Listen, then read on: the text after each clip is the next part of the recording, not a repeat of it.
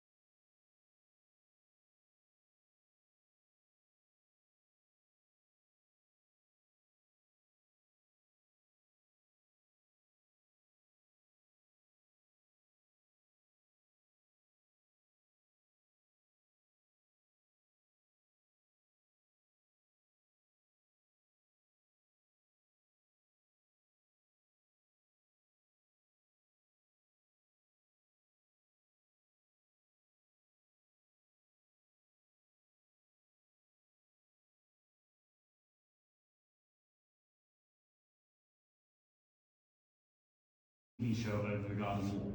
Now the clip that it shows is a kind of weird part of a musical number which uses a fisheye camera and is meant to be kind of weird and off-putting. Okay, so the animation looks a bit wonky in some places because of the effect that they're going for. What I want you to focus on is the individual stages it takes to get to that end.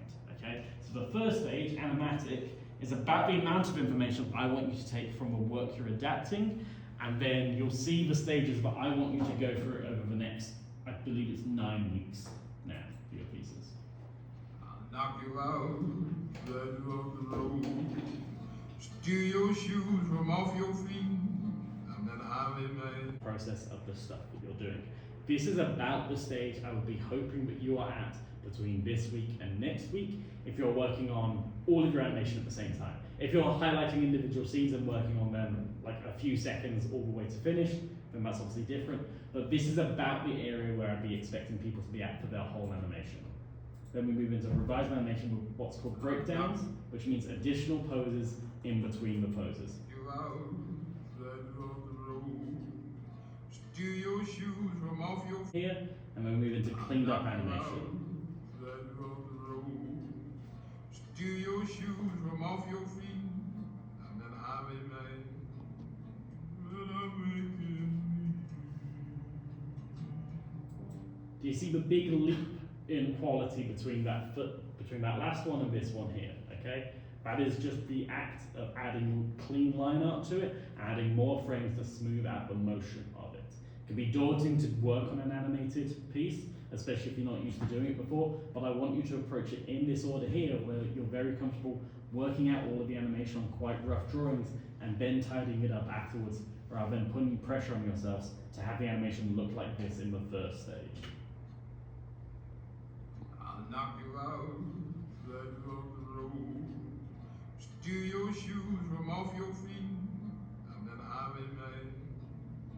Will I make it? Alright, there we go. And that's the final product there. So that's the stages that I'm hoping each of you will go through there. It's very rough drawings to start with. It's very broken down, kind of animatic style without any in-betweens. Then you go through and you add in the in-betweens, you add in the breakdowns, okay? You begin to get the smooth motion working but on rough drawings. And then you go in and you refine the drawings into clean, smooth animation afterwards. And then you add color. Does that make sense to everyone?